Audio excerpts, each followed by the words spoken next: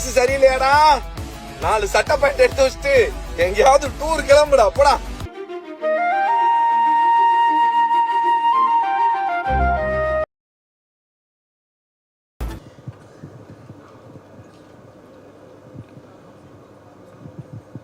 இங்கே அன்புமணி ராமதாஸ் அவர்களும் சீமான் அவர்களும் வந்திருக்கிறார்கள்.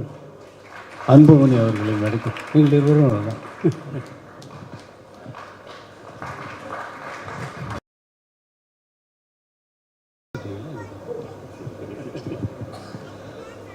அவர் ஒரு நாள் என்ன பிரசாத் ஸ்டுடியோவில் பார்க்கும் பொழுது ஒரு பாட்டை மென்ஷன் பண்ணார்.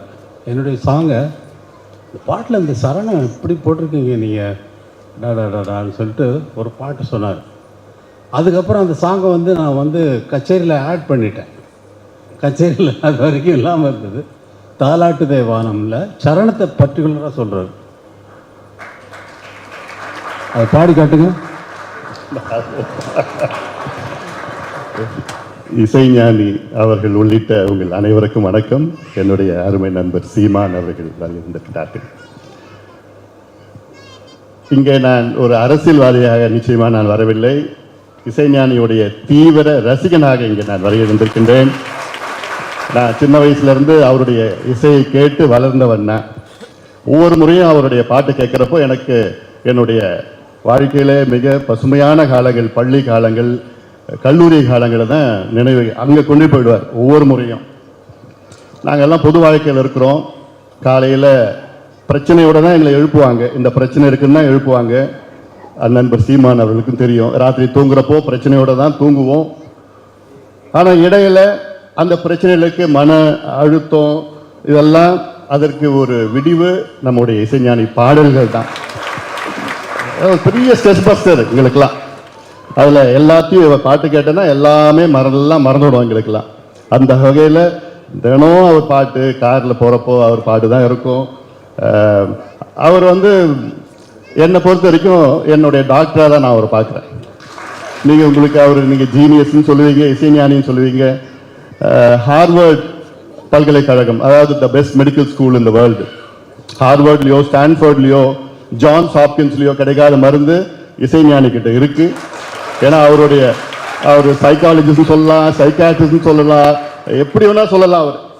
ஏன்னா அவ்வளோ நம்மளுடைய ஸ்ட்ரெஸ் அப்சர்வ் பண்ணி அப்படி அவர் பாட்டு கேட்குறப்ப. ஆனால் ஒன்று பிரச்சனை, சந்தோஷமா இருந்து அவர் பாட்டு கேட்டால் ரொம்ப சந்தோஷமா இருக்கும். ஆனால் சோகமாக அவர் பாட்டு கேட்டால் ரொம்ப சோகத்தில் கொண்டு போயிடுவார். அப்படி எனக்கு அது பல பாடல்கள்லாம் இருக்கு. அப்போ அவர் சொன்ன பாடல்கள்லாம் கடல் மீன்கள்ல தாலாட்டுது. அதுல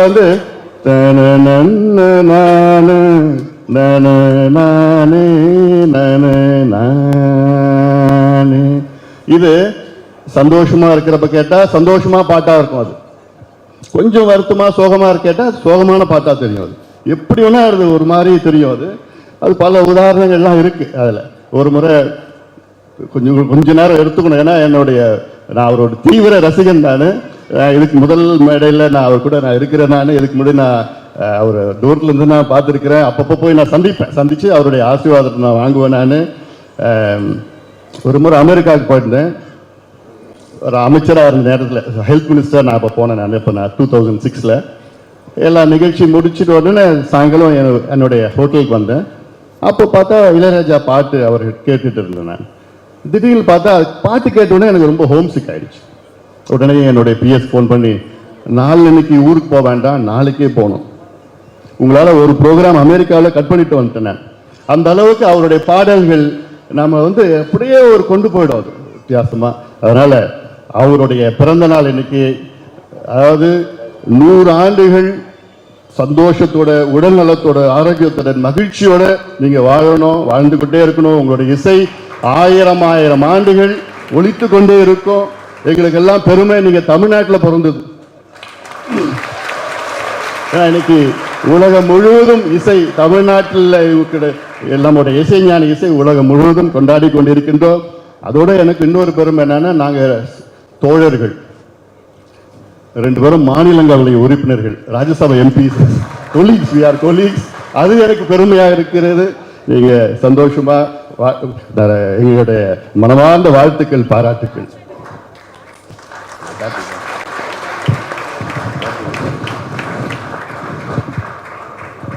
இவ்வளவு தூரமும் அவருடைய எண்ணங்களை, அவருடைய அனுபவங்களை நம்மோடு பகிர்ந்து கொண்டதற்கு அவருக்கு நன்றி கூறுகிறேன். சீமான்.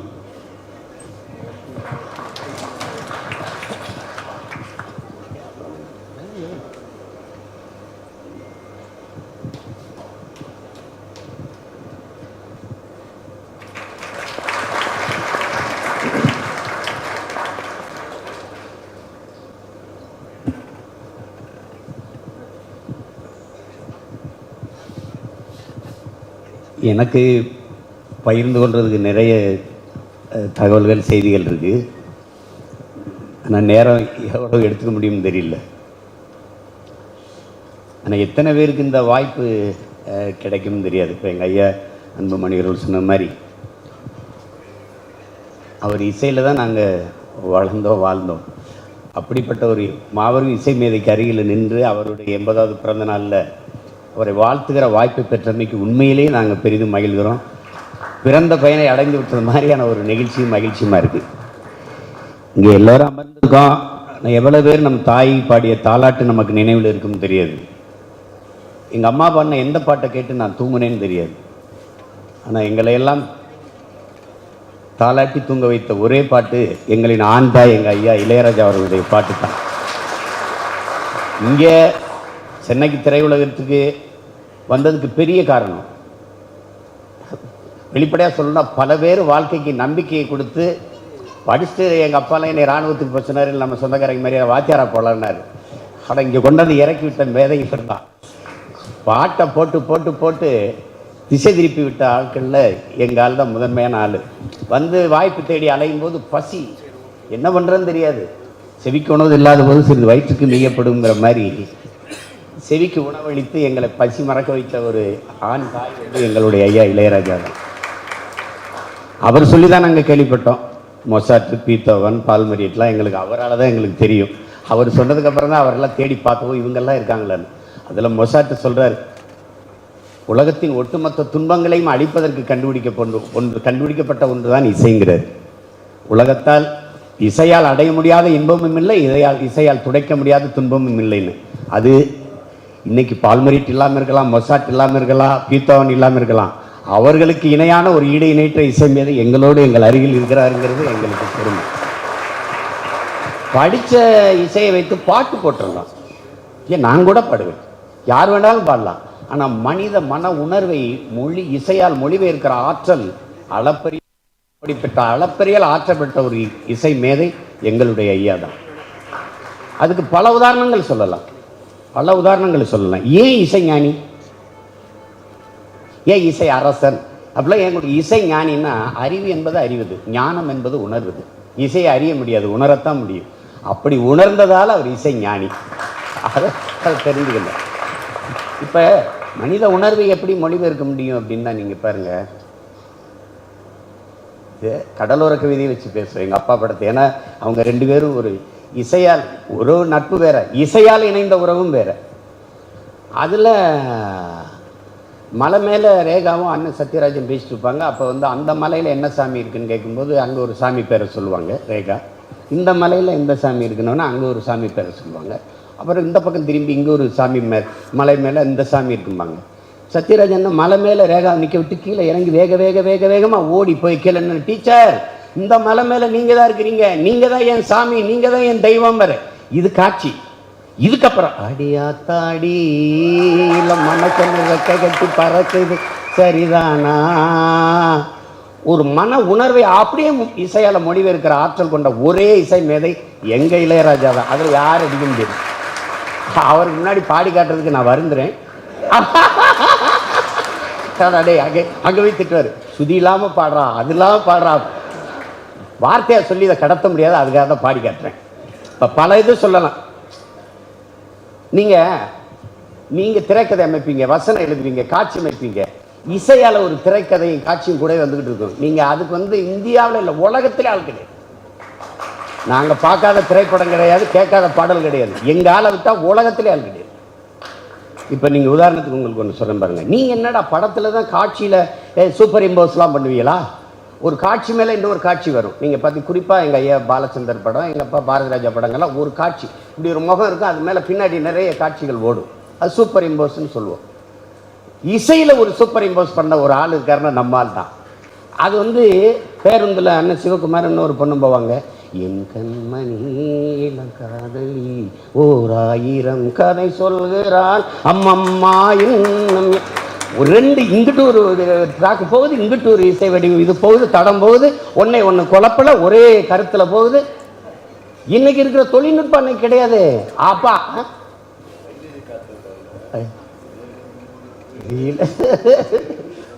என்ன சொல்ல அவா அதெல்லாம் கேட்டு பார்த்தீங்கன்னா பாட்டு ஓடிக்கிட்டு இருக்கு. இந்த அம்மா கருவாட்டு கூட முன்னாடி போ, யாரா தேனாம்பேட்டை சூப்பர் மார்க்கெட் இறங்கி நாங்கள்லாம் வந்து இங்கே பாருங்க. அப்போ எங்கள் வீட்டுக்கு பின்னாடி ஆடு மாடு நிறைய வளர்த்தோம். அதுக்கு மழை காலத்தினால இற கொடுத்துக்கிட்டு இருக்கோம். எங்கள் ஊர் ஐயனார் கோயிலில் திருவிழா பாட்டு போடுறாங்க. அது வரைக்கும் அப்படி நாங்கள் பாட்டு கேட்டதில்லை.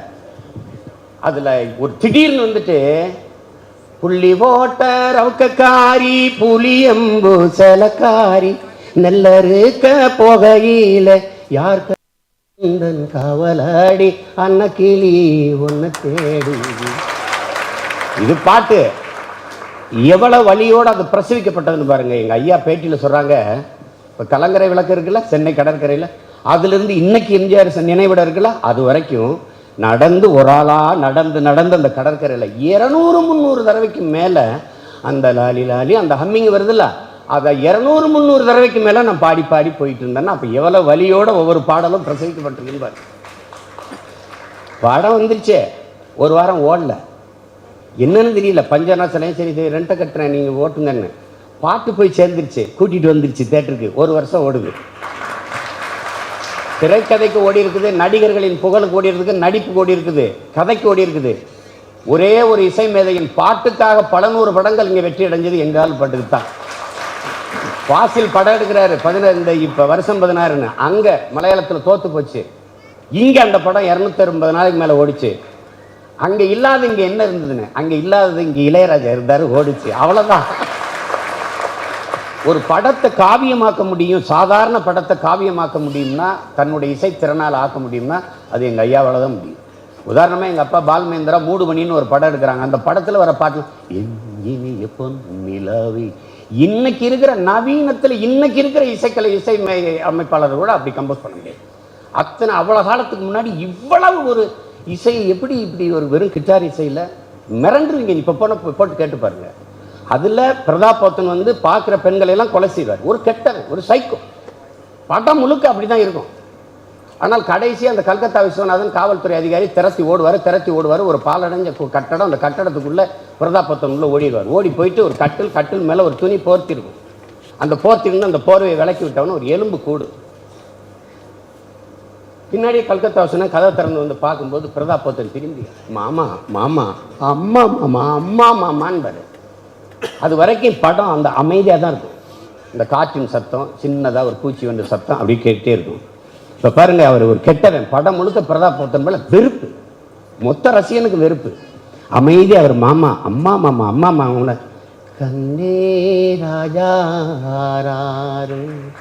ஆரி ராரி ராரு. ஒரே ஒரு அந்த இசையில் அவனை கதாநாயகனாக்கி படத்தை காவியமாக்கி விட்டார்.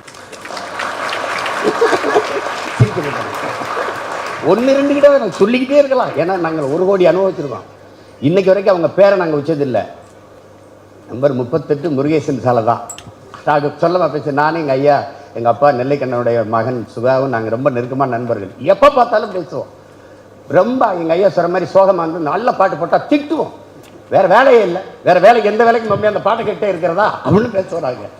அப்படி அப்புறம் பார்த்தீங்கன்னா இந்த சின்ன கவுண்டர் படத்தை நீங்கள் இப்போ வேணாலும் நான் சொன்னதுக்காக ஒரு தடவை போட்டு பாருங்கள். சாதாரண காட்சி தான். மொய் விருந்து, சுகன்யா வந்து மொய் விருந்து வச்சுட்டு அப்படியே இருக்கும். ஒவ்வொருத்தரும் இலைக்கு கீழே காசு வைக்கணும், அது ஒரு வழக்கம் இருக்குது. அப்போ விஜயகாந்த் சாப்பிட்டு போகிற இடத்துல அந்த இலையை தூக்கும்போது ஒரு ரெஸ்ட் இருக்குது, ஒரு ஓய்வு இருக்குது. என்ன நடந்திருக்குன்னு ஏறினோன்னா கீழே தாலியை அப்படி தூக்கி காட்டுவாங்க, இப்படி பார்ப்பாங்க சுகன்யா. அங்கே தென்னந்தட்டி, அதில் ஒரு கிளிசல் இருக்குது, ஓட்டை இருக்குது. அதுக்கு பின்னாடி குடம், அதில் தண்ணி எடுத்து கழுவுறாரு இவர் விஜயகாந்த். இங்கேருந்து கேமரா அங்கே ஷிஃப்ட் பண்ணி அவரை காட்டுது. அந்த இடத்துல இது வரைக்கும் அமைதியாக இருக்கு. காட்சி சாதாரணம் தான். இப்போ அந்த தாலி அப்படி தூக்கி காட்டினவொன்னே அந்த அவர் முகம் தெரிஞ்சவொன்னே, அந்த வானத்தை போல மனம் படைச்ச மன்னவனே, பனி துளிய போல குணம் படைச்ச தென்னவனே, மஞ்சளிலே ஒரு நூல் எடுத்து விண்ணுக்கும் மண்ணுக்கும் சம்பந்தம் உண்டுன்னு சொன்னவன் யாரு, அது மன்னவன் பேரு. அவ்வளவுதான். 4 வரி படம், காவியம். பல படம், 1 2 கிடையாது. எங்க 2 பேருக்கு அனுபவம் பாருங்க. முதல்ல நாங்கள் வந்து தூரத்துலேருந்து எங்கள் ஐயா மாதிரி நாங்கள் பார்த்துக்கிட்டது தான். ஏவிஎம்க்கோ பிரசாத்துக்கோ வண்டி நுழைஞ்சிருச்சுன்னு வச்சுக்கிறீங்களேன், மணி 7ன்னு அர்த்தம். சரியாக வந்துடுவாங்க. ஒரு பாடலை உருவாக்க 1 மாதம் எடுத்துக்கிறதா இன்னைக்கு நடைமுறையில் இருக்குது. காலையில் 6 மணிலேருந்து 1 மணிக்குள்ள ஒரு பாட்டு, மதியம் 2 மணிலேருந்து 6 மணிக்குள்ள ஒரு பாட்டு. அப்படி பாட்டு போட்டு கொடுத்த ஆளுகளை நீங்கள் பார்த்துருக்க மாட்டீங்க. நான் வந்து அமைதிப்படையில் எங்கள் அப்பாவோட வேலை செய்கிற மணிவன் அப்பாவோட நான் வந்து அசோசியேட்டு. எனக்கு இந்த இவங்க இசையெல்லாம் கேட்டு அது இந்த பாட்டு இப்படி இருந்தால் நல்லாயிருக்கு, அப்படி இந்த பாட்டு சொல்கிற திறன் இருக்குது. சரி வாடானுக்கு என்னை கூட்டி வந்துட்டார் கம்போசிங்கு. நாங்கள் ஃபிஷர்மேன்குள்ள கம்போசிங். சரியாக 7 மணிக்கு வந்துடுவாங்க. நாங்கள் 6:30க்கெல்லாம் போய் நிற்கிறோம். வந்துட்டாங்க 7 மணிக்கு. வந்தவுடனே உள்ளே போய் கம்போசிங் வந்தோடனே எங்கள் அப்பா போய் நிற்கிறாங்க, உட்காந்துருக்காங்க. நான் நிற்கிறேன் ஒரு பெட்டியை வச்சுக்கிட்டு. என்ன சுச்சுவேஷன் பண்ணினா நீ என்ன சுச்சுவேஷன் அப்படின்னு எங்கள் அப்பா சொல்கிறாங்க. சொன்னோடனே அது என்ன மாதிரி வேணும் அப்படின்னு ஏதாவது யோசனை வச்சுருக்கியா அப்படின்னு கேட்குறாங்க. அவங்க மறந்துருப்பாங்க, ஆனால் நான் நினைவிட்டுறேன். கேட்கும்போது இது வந்து இது தம்பி அது ஏதோ வரும்போது சொல்லிட்டு வந்தீங்களடா அதை சொல்கிறாங்க. நான் வந்து பூவிலங்கு படத்தில் கண்ணில் ஏதோ மின்னல் அடிச்சிருச்சு அந்த பாட்டை சொல்கிறேன். அது எங்கள் அப்பா வந்து நீ பாடி காட்டி வந்தீங்களா அதை சொல்கிறா அப்படின்னோடனே இந்த இவர் யாருன்னு கேட்குறாங்க. நான் பெட்டியை கையில் சொன்னேன், என் அசோசியேட்டு. அப்படியே நான் ப்ரொடக்ஷன் மேனேஜர்னு நினச்சிக்கிட்டு இருந்தேன். உட்கார் அப்போ உட்கார் அப்படி சொல்ல. அந்த பாட்டு வேணாம், நம்ம வேறு போடுவோம்ட்டு பாருங்கள். உங்களால் நம்ப முடியுதா பாருங்கள். வேணா இன்னைக்கு ஒரு நாள் கம்போசிங்கை போய் பாருங்கள். இந்த ஹார்மோனிய பெட்டி இருக்குல்ல, ஹார்மோனிய பெட்டி இப்படி தொட்டுங்க, இப்படி இந்த விரல் இருக்குல்ல, மயில் இறகால் அப்படி வருடனா அப்படி இருக்கும், அப்படி போகும், இப்படி பார்த்து இப்படி இவ்வளோதாங்க சிச்சுவேஷன்னா. தொடர் வண்டியில் சத்யராஜ் என்ன வர்றாரு, அங்கே ரஞ்சிதா வந்து சங்கிலியை போட்டு இப்படி இழுத்து நிறுத்திப்படுறாங்க. அதுதான் அதுக்கு ஒரு பாட்டு. இவ்வளோ தானே பாட்டு. சுச்சுவேஷன் கேட்கும்போதே கேட்பாங்க, அங்கே ஆறு இருக்கா, மலைகள் இருக்கா, எந்த பக்கத்தில் இருக்குது, வயல்வெளியெலாம் இருக்குதா, அதெல்லாம் கேட்டுக்குருவாங்க. ஏன்னா அது இசையில் வரும். அது ஏன் கேட்குறாங்கன்னு நமக்கு தெரியாது. அப்போ இசையில் வரும் அந்த இதில். அப்போ கேட்கும்போது நீங்கள் பாருங்கள், பாட்டு சுரத்துல எல்லாம் பாடுறதெல்லாம் கிடையாது, பாட்டாவே பாடுறதுதான். சங்கிலியை போட்டோம் தங்க கிளிக்கு சங்கிலி தான் போடணுமே, டா டா டாடி டா டா டா பாட்டு. ஆனால் அந்த பாட்டை நாங்கள் அதில் பயன்படுத்தலை. அப்போ ராசாமனில் போட்டோம். ராசாமனில் போட்டோன்னே எங்கள் ஐயாட்ட போய் கேட்குறேன், நான் வந்து என்ன வாலி ஐயாவுக்கே நிறைய எல்லா பாட்டையும் கொடுக்குறீங்க, படத்தில் எல்லா பாட்டையும், நம்ம ஆளுங்க இருக்கிற கவிஞர்களுக்கும் 1-2 கொடுக்கலாம்ல. சரி யார் யார் உங்கள் ஆளுங்க சொல்லு, பேரை சொல்லு, இப்போ வேணாம் அந்த பேர்கள். சரி கொடு, எந்த பாட்டை கொடுக்கணுன்னு தான் கொடு அப்படின்ட்டாங்க. பண்ணி கொடுத்தாச்சு. ரெக்கார்டிங் போகும்போது பாட்டு வாங்கிட்டு வர்றோம். 1 வாரமாக அலைகிறேன், பாட்டு வரலை.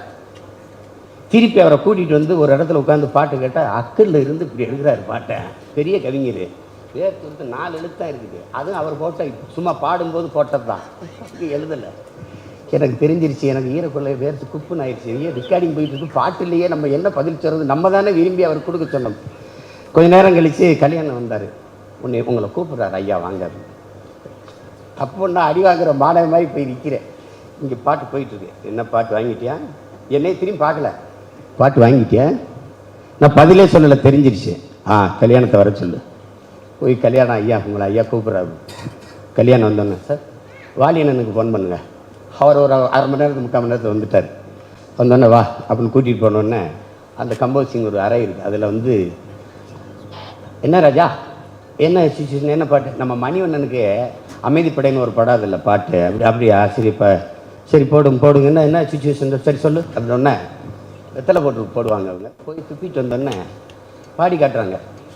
இந்த மெட்டு தான் டாடா. ஒரு 15-20 நிமிஷம் இருக்குங்க. 6 பல்லவி 6 சரணத்தை எழுதி கொடுத்துட்டு போயிட்டாருங்க. இப்போ இல்லை வெளியில் கூட நடந்து போயிட்டுருக்கேன். நான் வேணும் நான் பண்ணுறேன், வேலை நடக்கணும்ல. வந்தார் 15 அன்னையிலேருந்து நான் எதையுமே பேசுறதில்ல. எதுக்குப்பா அது வம்புன்னு. அந்த மாதிரி பல அனுபவங்கள், பல பாடல்களை இதில் அதில் வந்து பாருங்கள், அதை இப்போ ராசாமனில் பயன்படுத்தணும். 5 கஜம் காஞ்சி பட்டு சுத்தி கட்டிய அத்தமக கன்னிச்சிட்டு, அது எதா இது வந்து இதுக்கு நேரம் பத்தாது. இது ஒரு நிகழ்ச்சியில் ஒரு இசை மேதையை வந்து பாராட்டி முடிய முடியாது. ஏன்னா ஒவ்வொரு ஆண்டும் திருவையாறில் தியாகராஜ கீர்த்தனை நடப்பது போல தமிழர்களுடைய உள்ளங்களிலும் இல்லங்களிலும் எங்கள் இளையராஜாவுடைய ஆராதனை தான். இதில் தரணியில் தமிழ் தங்கும் வரை, உயிர்காற்று உலகத்தில் உழவும் வரை, செவியுள்ள மானுடர்கள் இந்த மண்ணில் பிறக்கும் வரை எங்கள் இளையராஜாவின் இசை இருக்கும், புகழும் இருக்கும். இது வந்து ஒரு தொடக்க நிகழ்வு தான். ஆனால் நாங்கள் எங்கள் இசை தகப்பன் இளையராஜாவை அழைத்து கொண்டு போய் அவர் பிறந்த மதுரையில் வைத்து மாபெரும் பாராட்டு விழா. அப்போ வந்து பேசி காட்டுவான், இந்த பாருங்க இந்த இடத்துல இசை எப்படி பண்ணியிருக்காரு, இங்கே பாருங்க இசை எப்படி பண்ணியிருக்காரு, இங்கே பாருங்க இசை எப்படி பண்ணியிருக்காரு. இது வந்து இசை பல்கலைக்கழகம், இசை பல்கலைக்கழகம். இசையை படிக்கணும்னா இளையராஜா படித்தா போதும். அது பார்த்திவன் ஒரு இடத்துல போட்டார், இசை அலைஸ் இளையராஜான்ட்டு. அதுதான் இது, அது சரியான வார்த்தை. 7வது சுரம்ங்கிற 8வது சுரம்னு போட்டதும் அவர் தான். 8வது சுரம் அவர். அந்த இசை மேதையை 80வது பிறந்தநாள் விழாவில் வாழ்த்துகிற வாய்ப்பை பெற்றமைக்கு உண்மையிலே பெரிதும் மகிழ்கிறேன், பெருமை அடைகிறேன். நன்றி, வணக்கம்.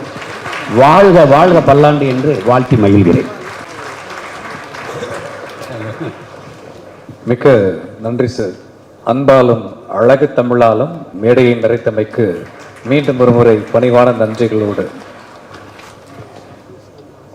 இன்னிசைகள் அடுத்து நம் இதயத்தோடு இன்னும் நிறைய கதை பேச காத்து கொண்டிருக்கும் அடுத்த இசை பயணம் உங்களுக்காக.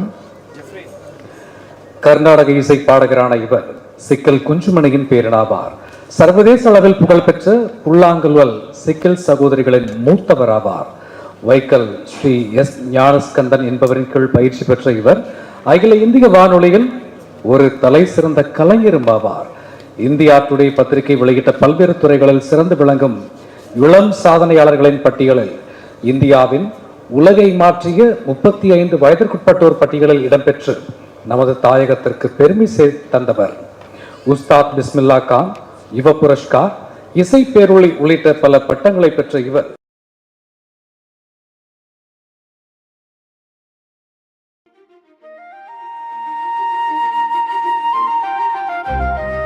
மனசு சரியில்லையாடா, 4 சட்டை பேண்ட் எடுத்து வச்சுட்டு எங்கேயாவது டூர் கிளம்புடா, போடா.